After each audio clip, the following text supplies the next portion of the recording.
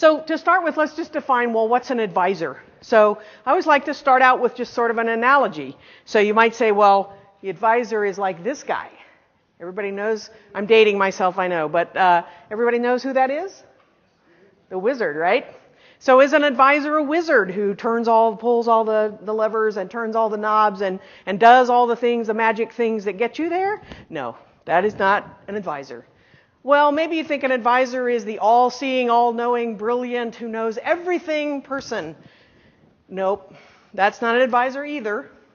So just to dispel those two ideas, what is an advisor? Well, an advisor, definition, a person who gives advice. Gee, that was hard. Okay. So it's also a person who's going to help to teach you, but not just about the field you're in, but about how the field you're in works and how to be successful in that field. They're going to be a coach. They're going to help you learn. They're going to help you to get through obstacles. They're going to help you to figure out which way you're going and how to do it right.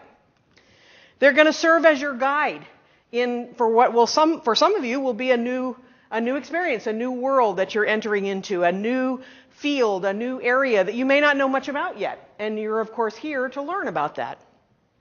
They're hopefully going to be your mentor. They're going to give you good advice about how to be successful in the field that you've chosen to pursue your graduate degree in. And they're going to be a resource for you. They're going to be someone you should be able to go to with questions, to ask for information if there's something you're not sure about. These are all the kinds of things you should expect from an advisor. Now, the first thing, as Patsy mentioned, this is probably one of the most important decisions you're going to make right off the bat in graduate school. In some departments, they do it immediately. In some departments, you may be assigned someone. In some departments, you might go through the first year sort of talking to people and making a decision. However it is that you choose that advisor, there are a couple of things you need to be aware of in the process of doing that. First of all, don't do it this way. It's not spin the roulette wheel and see what comes up. Okay? Don't leave choosing an advisor to chance. That's probably the worst possible way to choose an advisor. Don't pick someone to be your advisor simply because they're available or simply because they're the only one who works on the area you want to work in. That may not be a good reason. It might be a good reason, but it may not be the best reason to choose an advisor. And don't pick someone whose style doesn't match your needs and your style. And I'll talk a little bit more about what I mean by that in just a second. So when you're starting to think about an advisor and who you might want to work with, there are some important questions you ought to ask a prospective faculty member who might be an advisor for you. You should ask them how many students they're currently working with. Why? Well, do you want to join an army? Okay. You need to be thinking about, and in some fields, that's okay. In some fields, there's a very collaborative kind of thing going on, and that's okay. But you need to be aware of how many other people are going to compete for your advisor's time and attention. You need to ask how their students are supported.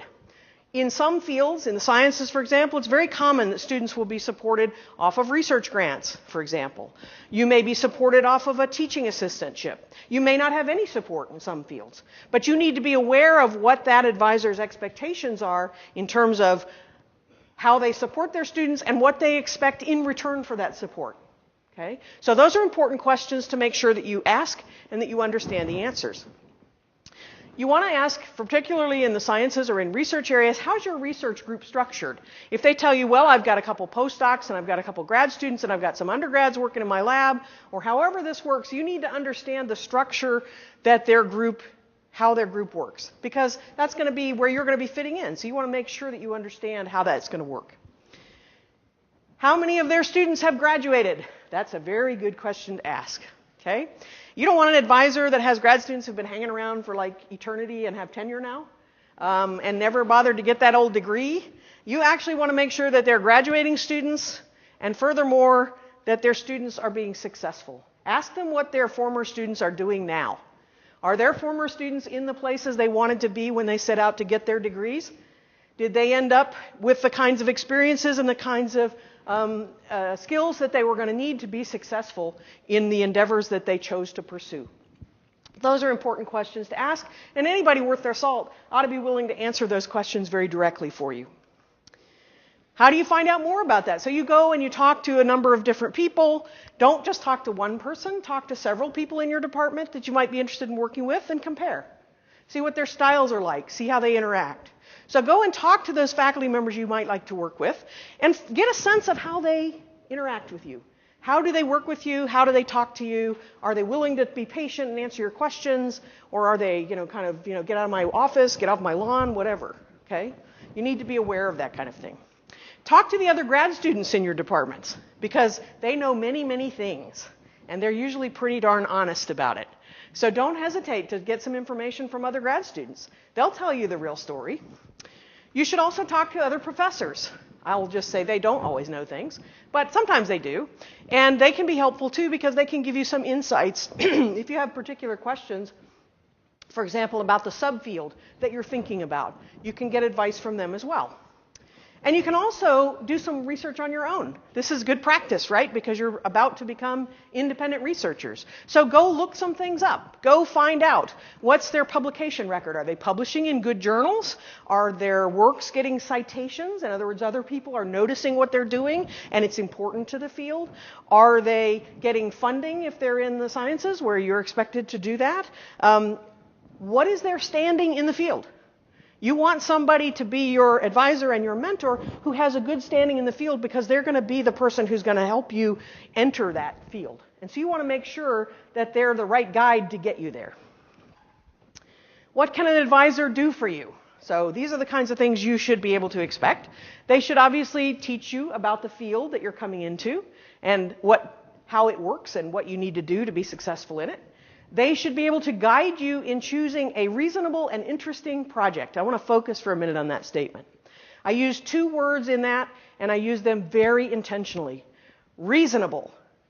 You need to make sure that your project is something that you can actually complete in the time that you have allotted yourself to finish your degree. If you choose to, say, discover the theory of everything in the universe, that might not be feasible in 5 years for a PhD. Okay?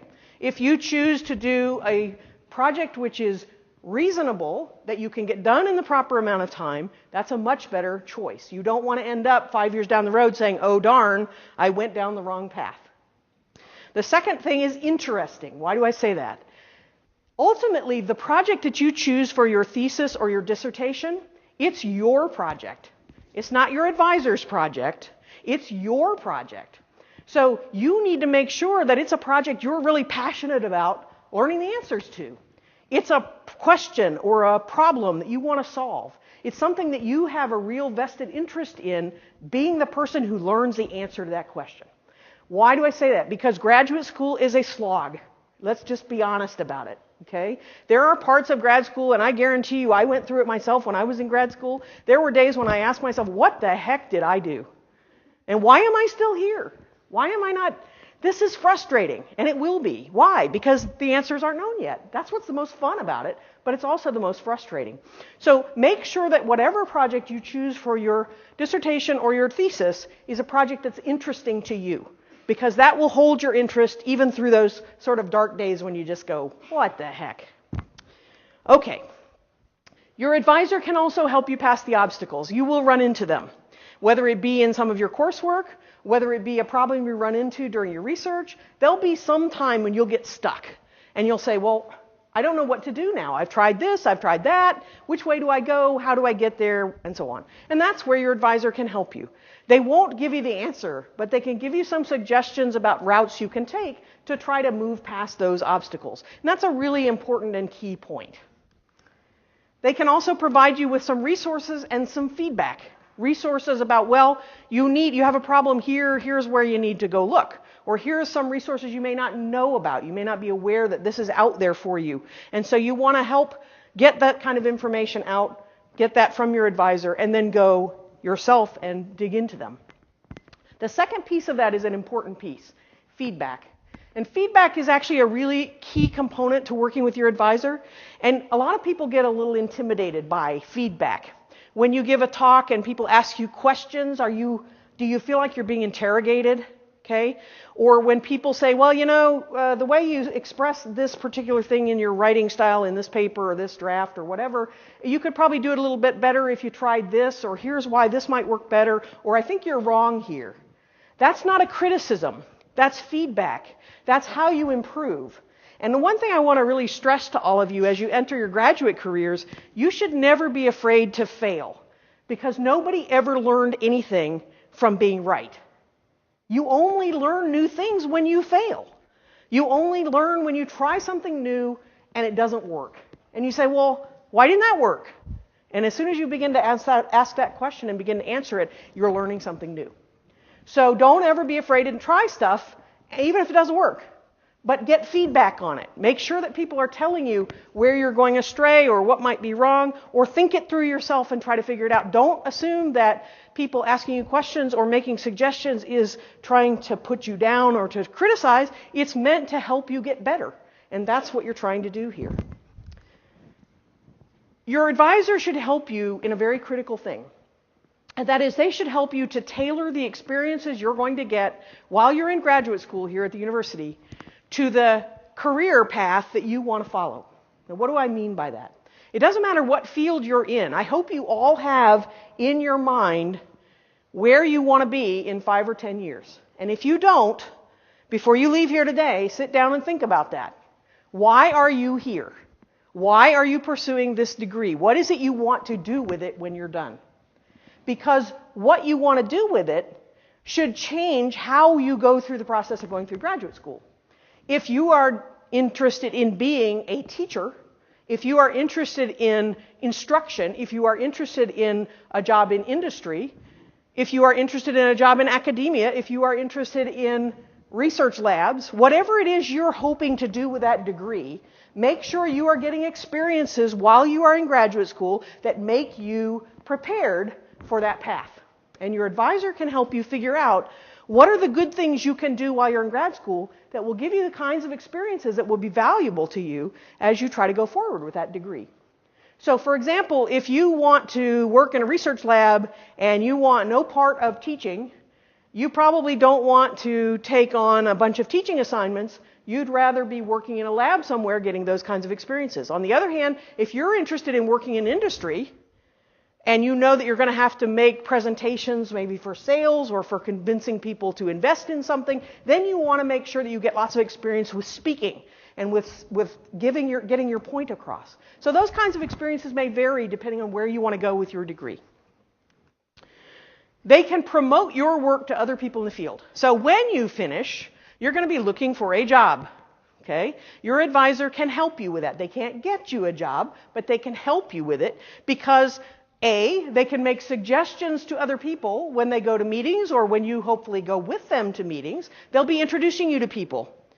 And by the way, whenever you're introduced to someone, whether it's in your department or whether it's at a meeting or whether it's just out there in the world, you should think of that as a potential job opportunity or as a potential future source of reference or of connection or whatever. It's a networking thing. So never take for granted brief introductions, because 5 years from now, you never know when you might be sitting across from the table from somebody you met briefly when they came to visit your department. And you can say, oh, I remember when you came to visit our department 5 years ago and you talked about XYZ, and I was really interested in that. And all of a sudden, you've now got a connection. You aren't just another face in the crowd.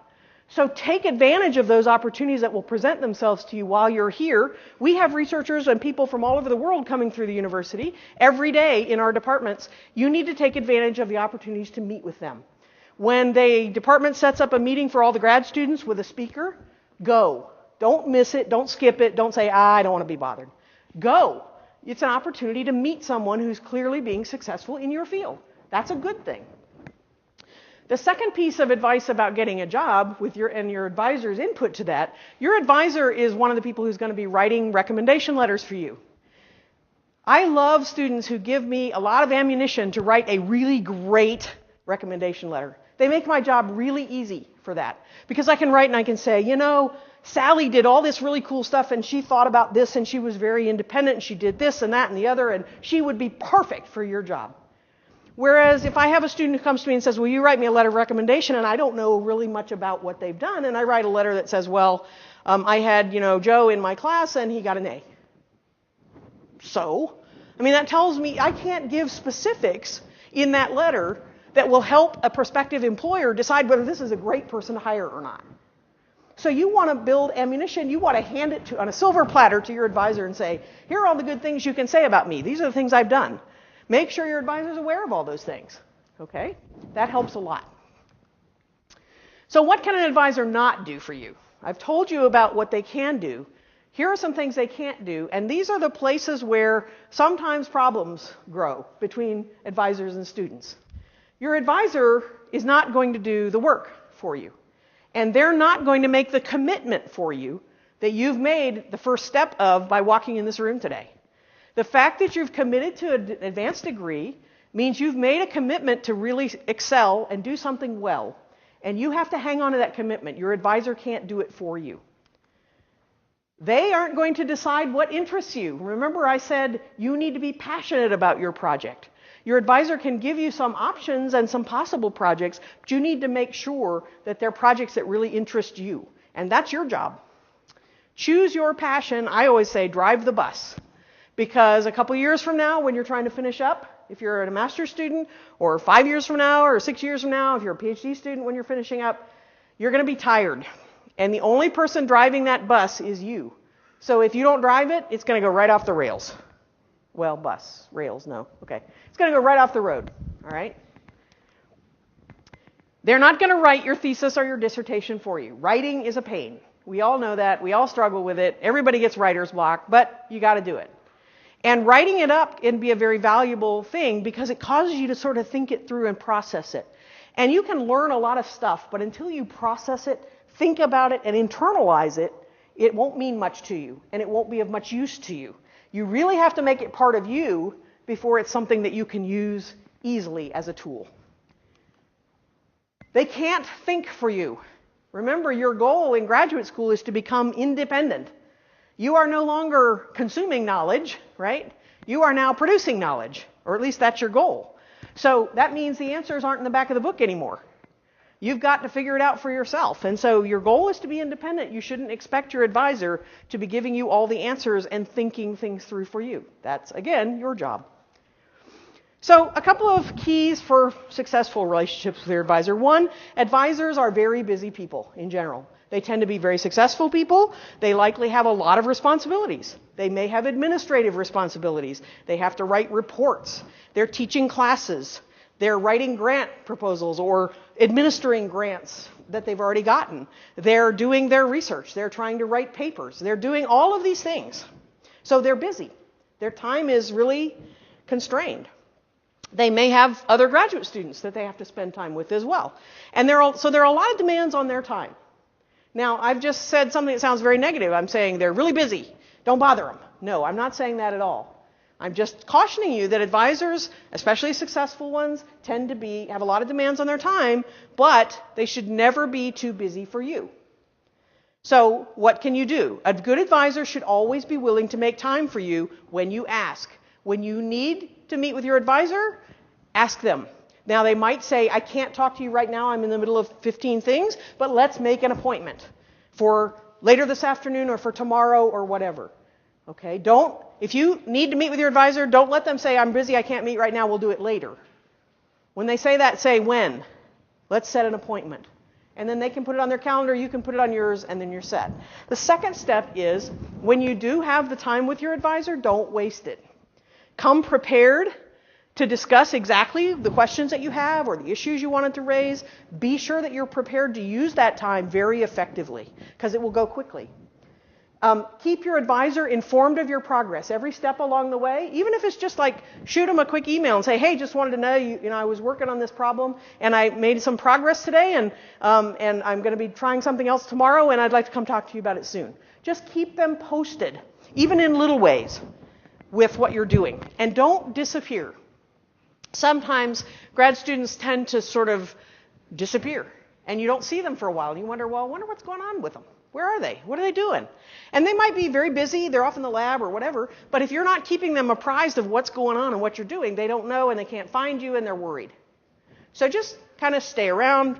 And plus which, if you're not around, it means you're not taking advantage of all the things that are offered by being around, like meeting people coming through the department or getting the opportunity to have lunch with a speaker or something like that. You got to find the right balance. So those of you who haven't ever seen PhDcomics.com, I highly recommend it. The humor is appropriate in this setting. But this is kind of a little plot that explains sort of different kinds of grad students and their styles. There are the grad students.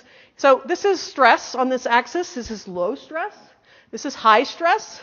And on the lower axis is the frequency of meetings with advisors. So this is like we never meet, and this is like we meet every 5 minutes. So as you can see, on average, there's high stress if you never meet with your advisor, because you don't know what you're doing, and they don't know what you're doing, and everybody's confused. So that's bad. There's also high stress if you have an advisor that hangs over your shoulder looking at what you're doing all the time, saying, tap, tap, tap, what have you done in the last 5 seconds? You don't want that either. You need to find a happy medium somewhere in here where the stress is low and you meet an adequate number of times to keep up with things. That differs with different personalities. So loners who are perfectly happy to work by themselves, they're maybe on this curve. For the most part, they're okay. They know where they're going. They know what they're doing. When they need help, they ask for it. They're fine. Other people might need a little more help. They might want more feedback more quickly, so maybe they're on this curve. You need to find out where you fit on that curve, and you need to make sure your advisor is okay with that level of interaction that you prefer. Okay? What about other faculty in your department? So you have an advisor. You might have 2 if you have co-advisors. But other faculty are also important in this process because you're going to interact with them both in classes and in informal settings in the department. And those are important interactions as well because some of those faculty might also be references for you and can provide a different perspective and a different point of view. Their impressions of you are also important. They can provide useful feedback from a different perspective than your advisor has. And that's a good thing. Hearing from multiple points of view is a good thing. They're also potential mentors, by the way. You can never have too many mentors. I can vouch for that personally. Okay? You can never have too many because some people are better at mentoring in one area and other people might mentor you in a different area. And you shouldn't think of questions, I already mentioned this, as attacks. Think of them as opportunities for you to explain further or as expressions of interest. If I give a talk and I get 0 questions, I go away depressed because I think, apparently I didn't reach anybody, nobody cared what I had to say, and it wasn't interesting. That's a very bad sign. So if you give a talk and you get no questions, you should be, I better tweak that talk a little bit. Okay, that's a hint. So questions will be welcome. Okay. Other advice, just quickly. You should take every opportunity to present and talk about your work and to get feedback on it. I mean every opportunity. Does everybody have an elevator speech? Anybody know what an elevator speech is? A few people. If you don't have an elevator speech, you need one. An elevator speech is what you do when you get in the elevator and the head of NSF gets on the elevator with you and you have like 1 minute until you get to the floor and he steps off to tell him or her what the heck you're doing and why it's important. And I mean very succinctly. Don't launch into a 10-minute spiel. A 1 minute or 30-second summary of what you do, why it's interesting, why it's important, and why you care, and why they should care too. All that in a very short time. That's your elevator speech. So be thinking about that. It's tough. It's hard. If you can explain what you do to other people, especially non-specialists in your field, then you really know that you're beginning to understand it yourself. So that's a really good test. Oral presentations that you might give in class or at a meeting are great practice. You should do as many of them as you can, either by conference, either by oral presentations or posters where you're talking to people. Either one is good. You should talk to visiting researchers, tell them about your work, ask them about theirs, interact. You should talk to other grad students. Make them sit down and listen to you, okay? Practice giving talks for each other. That's a good practice. Tell your mother, tell your father, tell your grandmother, your neighbor, your mail carrier, your dog, I don't care. Just practice talking about your work and explaining it to people. That's good. You get the idea.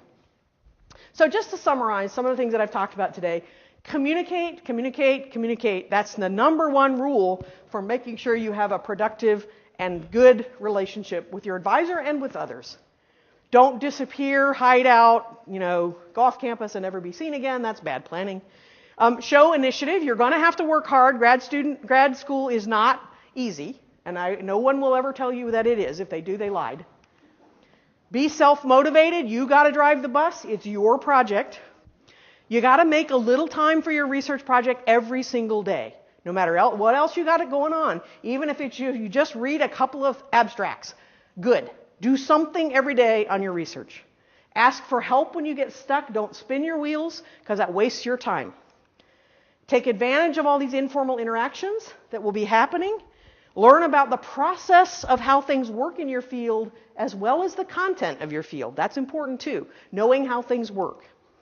Interact, present, go to conferences, network, do all of those good things. And finally, keep your eyes on the prize. Remember why you're here. Remember what your goal is down the road.